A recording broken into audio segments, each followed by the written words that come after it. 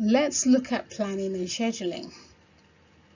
So the first thing I want to point out about planning and scheduling is that these terms are used interchangeably.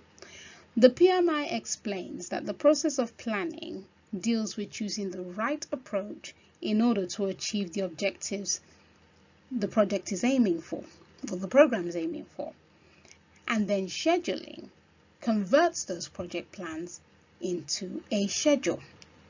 So planning will focus on describing the how.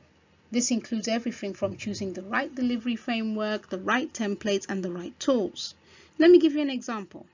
So let's say you've been taken on to revolutionize the way this organization sells and markets. This organization happens to be a global organization. Right away, you begin to think about setting up a program rather than a project. Why? Because already you know you're going to need various projects delivering at the same time. Then you're going to start thinking about what your team looks like. Possibly you're already thinking, I'm going to need a representative in each one of these countries. Immediately you can see what it would it would not be the same approach if you were delivering the same sort of program for a local organization. So all that we're doing there is how am I going to do what I'm going to do?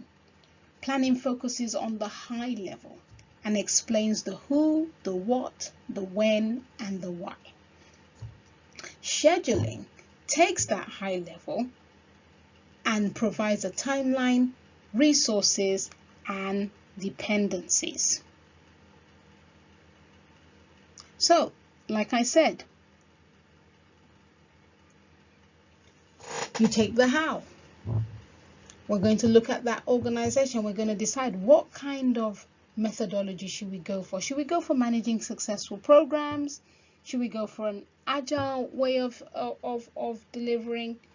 Or should we even mix things up? Should we have a hybrid? Because some of what we're going to be doing within that revolutionizing the way they sell and market is we're going to develop a new software. Okay, so we might have to have a bit of agile in there. That's the how. Then we're going to decide what's the what, because at the end of the day, there's only going to be so much resource and time before they need to do what they need to do. So you're going to agree what you're going to deliver, and you're going to agree what you're not going to deliver. And then you're going to elaborate on the why. So not only are you mapping out the why for your sake, but you're also mapping it out for their sake, so that they can go and discuss that at higher levels with their board, and get as much input as possible in terms of this is the right way to go. And once all of that is figured out, then you can take all of that, split that up into phases, split that up into tasks, mark out which ones are milestones, put the finish dates, the start dates on, the durations, connect each of the tasks as dependencies, and then do a resource plan. Because now you've broken it all out. You said with this particular task, it's going to take 10 days. It means that we're going to have somebody on there for 10 days. We're going to have 2 people on there for 10 days.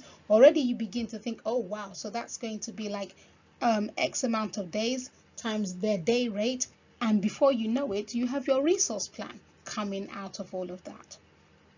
So that's what planning and scheduling, very high level, looks at. And for a more detailed insight to that, just go over to our YouTube channel. We have an entire playlist on planning and scheduling.